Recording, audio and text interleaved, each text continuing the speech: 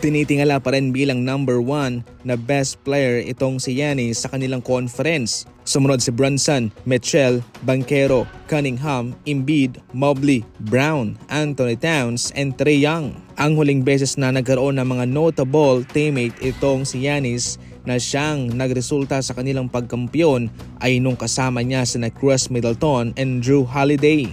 Pagkatapos na sila'y magkampiyon ay nahirapan na sila. Sinubukan ng Milwaukee Bucks na kunin si Dame, pati si Kuzma, pero ito'y hindi umayon sa kanilang ekspektasyon. Sa ngayon, one of the best player pa rin itong si Giannis. Ang kulang lang sa kanya ay bigo itong Milwaukee Bucks na hanapan siya ng insaktong tulong sa kanya. Samantala, mayroong napapansin itong si DeMar DeRozan sa mga bagong player ngayon sa NBA.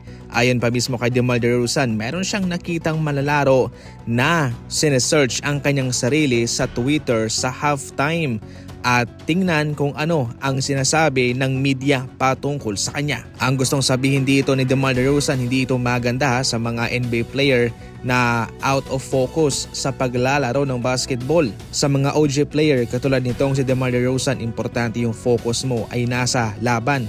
Yun ang pinaka-importante mga idol Pero kung gusto mong pabebe ka, extra pogi points, isinesearch mong pangalan mo sa Twitter para tingnan kung ikaw ay pinag-uusapan, kung ano ang sinasabi ng social media sa'yo, hindi maganda yan. Mas iniuna mo yung sarili mo kumpara sa team mo, kumpara sa kung ano ang goal ninyo as a team. Dagdag pa ni DeMar DeRozan mga idol, marami rin siyang mga nakikitang mga players sa ngayon especially yung mga bagong salta na palaging nananalamin. Palaging chinecheck ang kanilang buhok, ang ayos ng kanilang mukha para pogi. Sa huli, ayon pa kay DeRozan, hindi ito maganda at parang nawawala ang tunay na pagmamahal at passion sa larong basketball.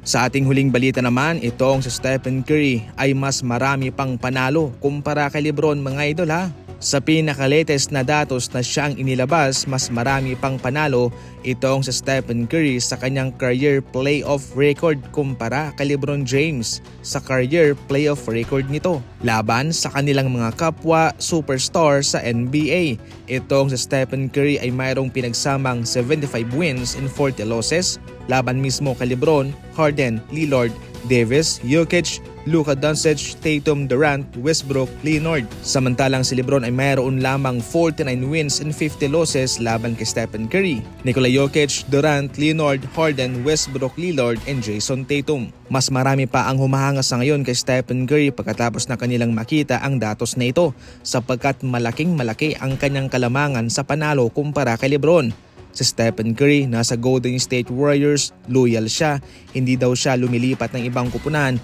at yung kanyang mga katulong ay syempre sina Klay Thompson, Draymond Green, ngayon si Jimmy Butler naman.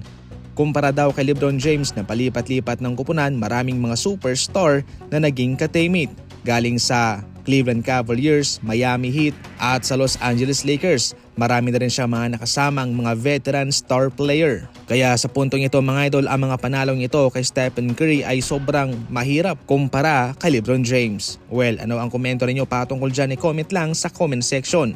Iyan lang muna sa ngayon ng ating mga fast break balita. Maraming salamat po sa panonood.